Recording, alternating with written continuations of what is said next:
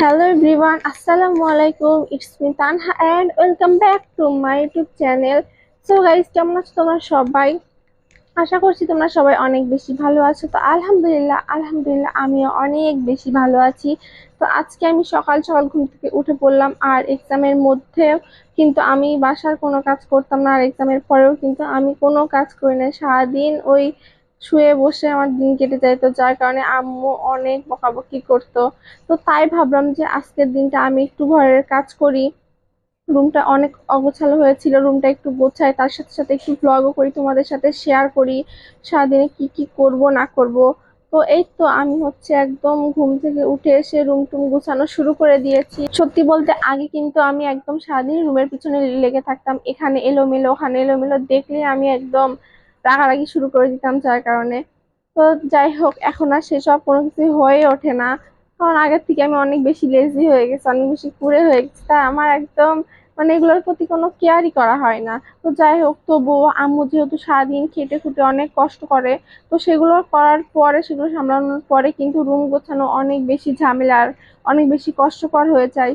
তো তাই ভাবলাম আমি একটু আম্মুর কাজে হেল্প করি, আর তার সাথে সাথে বাসায় কি টুকটাক কাজ করি না করি সেগুলো তোমাদের সাথে শেয়ার করি। তো যাই হোক, আমি যদি একটু রুমের পিছনে লাগি না, তাহলে মনে হয় যে এখানে এলোমেলো ওখানে এলোমেলো, রুম গোছানো শুরু করলে সারাদিন লেগে যাবে আমার। তবুও কি বলবো, আম্মু বলে যে থাক এখন আর এত গোছানো লাগতেছে না, তুমি পরে গোছায়ো। তখন আর কোথাও যাইতে ইচ্ছা করে, তখন মনে হয় যে না, আমি রুমটাই গোছাবো, ভালোভাবে গোছাবো, সুন্দর করে গোছাবো। আর যখন একদম অলসের মতো আমি বসে থাকি, তখন একটুও মন চায় না যে আমি রুমটা গোছাই। এরকমই হয়, যেটার পিছনে লাগবো সেটা একদম ভালোভাবে না করা পর্যন্ত আমার একদম শান্তি হয় না, আর যেটা করব না সেটা তো করতে ইচ্ছা করে না। তো এই তো আমি সবগুলা জিনিসপত্র যা যা আছে রুমের মধ্যে এগুলো একটু একটু করে পরিষ্কার করার ট্রাই করতেছি। সত্যি বলতে ছোটবেলা থেকে আমার রুম ডেকোরেশন করতে কিন্তু অনেক ভালো লাগে। এই যে রুমের যেসব আর্টিফিশিয়াল যে গাছগুলা, তারপর ন্যাচারাল গাছগুলা, তাছাড়া এমনিতে অনেক সুন্দর সুন্দর রুম ডেকোরেট করার জন্য যেগুলো পাওয়া যায় সেগুলো এনে রাখাটা আমার অনেক বেশি পছন্দের ছিল। আমার অনেক ভালো লাগতো, এতে রুমটা দেখতেও সুন্দর লাগতো। তবে আমার এই ব্যাপারটা কিন্তু অনেক ভালো লাগে, এই ব্যাপারের প্রতি আমি অনেক বেশি আগ্রহী ছোটবেলা থেকে, আর এখনো আছে। তো রুম ডেকোরেট করাটা কিন্তু একটা আর্ট, যেটা সবার থাকে না। তবে আলহামদুলিল্লাহ আমার এই ব্যাপারের প্রতি অনেক বেশি আগ্রহী আছে। আমার অনেক পরিমাণে ভালো লাগে রুমের সবকিছু গুছাইতে, রুমটা সুন্দর করে সাজিয়ে রাখতে। এতে দেখতেও না নিজের কাছে অনেক পরিমাণে ভালো লাগে, এতে আমি অনেক পরিমাণে শান্তি পাই।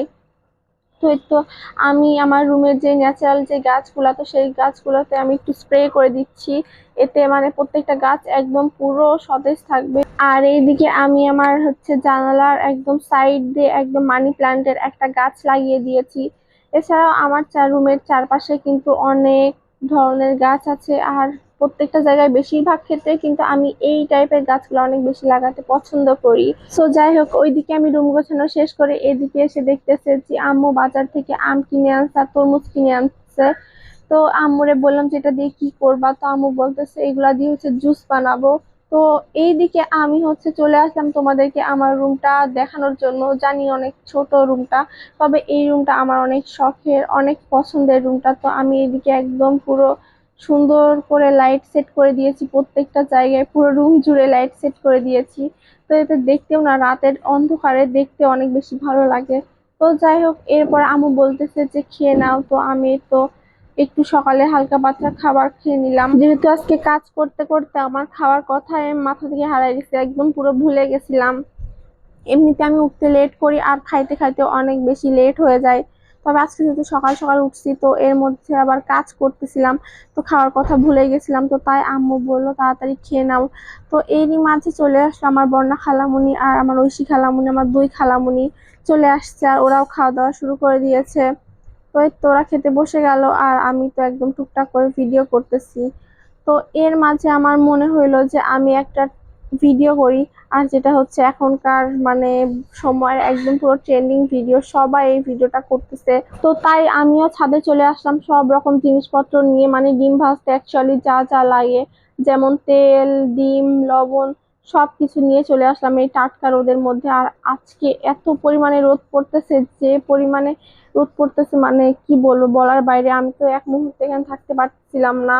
তো আমি বারবার হাত দিয়ে দেখতেছিলাম যে আসলে গরম হয় কিনা রোদের তাপে। তো এরপরে আম্মু আমাকে বারবার বলতেছিল এই টাইমে যে তাড়াতাড়ি তেলটা ঢালো। তো আমি অনেক বেশি এক্সাইটেড ছিলাম এইটা করার জন্য। তো সবাই প্রায় বলে যে হচ্ছে রোদের তাপে আসলে ডিম ভাজি হয়। তো আমি অ্যাকচুয়ালি দেখতে চাচ্ছিলাম যে আসলে কি তারা রিয়েল কথা বলে নাকি ফেক কথা বলে। তো যার কারণে আমি চলে আসলাম আজকে এইটা করার জন্য যে আসলে হয় কিনা আমি আজকে দেখবো।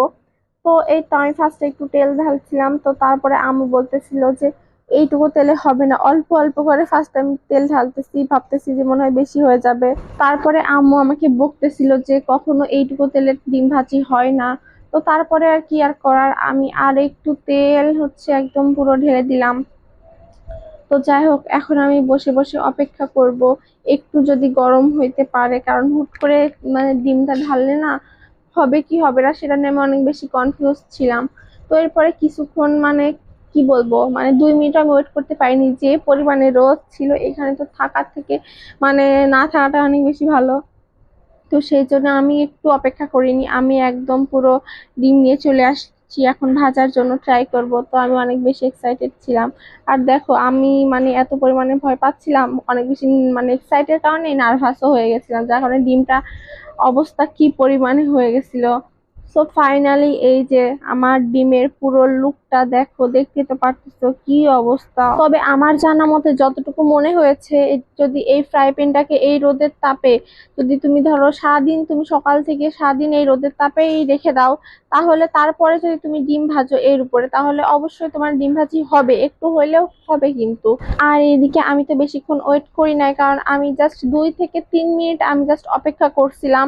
আর রোদের তাপে মানে এখানে থাকাটা অনেক বেশি অসম্ভবের ব্যাপার ছিল, যার কারণে আমি তাড়াতাড়ি ডিমটা ভাজতে গেছিলাম।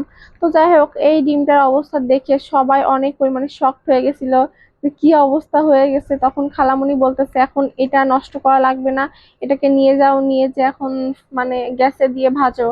তো তারপরে আমি আর কি করব, খালামণি বলল তো এই তো এটাকে তো আর নষ্ট করা যায় না। তো তাই এখন আমি ডিমটা ভাজতে চলে যাচ্ছি।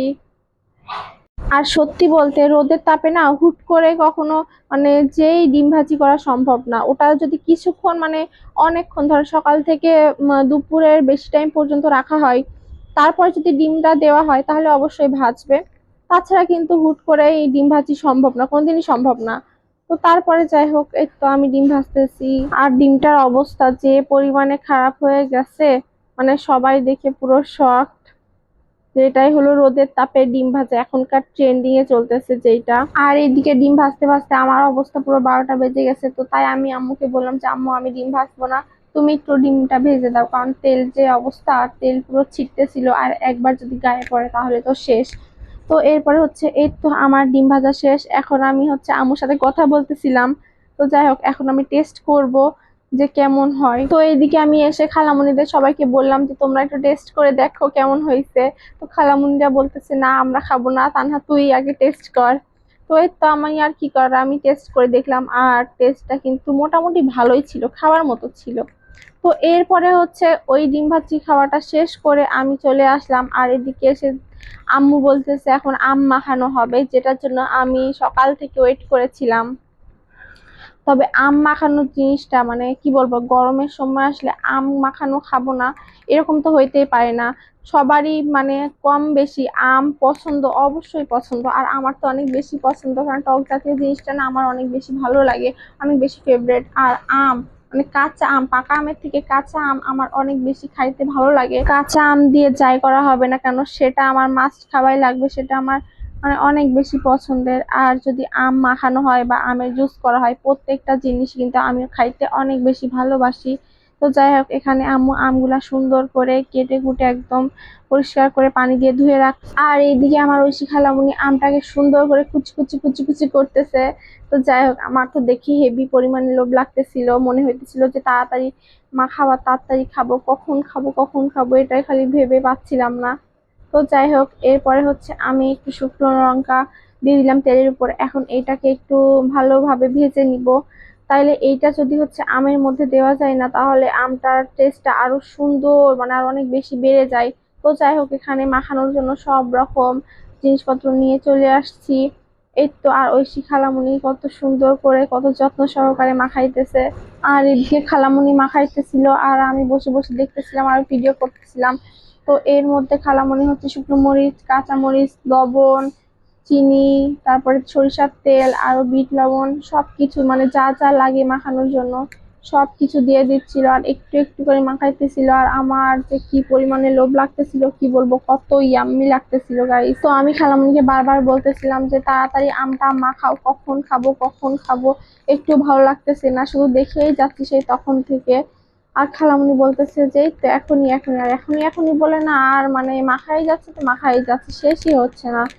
তো এই তো খালামণি কত সুন্দর করে মাখাইতেছে আর আম্মু হচ্ছে এখানে একটু চিনি দিল যাতে আমের টেস্টটা একটু ভালো আসে। তো আমি অ্যাকচুয়ালি কোনো কিছুর মধ্যে চিনি দেওয়াটা একদমই বেশি পছন্দ করি না, কারণ মানে খাইতে গেলে না নিজের কাছে কেমন মিষ্টি মিষ্টি লাগে। তো তাও কি করার, সবাই বলতেছিল যে এর মধ্যে চিনি দেওয়া দরকার, তো তাই ভাবলাম যে ঠিক আছে, সবাই যখন বলতেছে তখন দেওয়াই যাক। তো এর মাঝে হচ্ছে আম্মু বারবার হচ্ছে নিয়ে খাইতেছিল। তো ঐশী খালামণি বলতেছিল যে তুমি কেন এখনো মাখানোর আগে খাওয়া শুরু করে দিয়েছো, এটা তো হবে না, এটা তো অন্যায়। তো এই তো ফাইনালি আমাদের মাখানো শেষ, এখন এই তো আমরা সবাই মিলে খাইতে বসে গেলাম। আর এই আম মাখানোটা এত পরিমাণে ভালো লাগতেছিল, এত পরিমাণে ইয়াম্মি ছিল কি বলবো। আর খাইতে খাইতে তো মানে ঐশী খালামণি আর বন্যা খালামণি আম মাখানো নিয়ে মারামারি শুরু করে দিয়েছে, পুরো ঝগড়া শুরু করে দিয়েছিল, দেখতেই তো পারতেছো ক্যামেরার মধ্যে।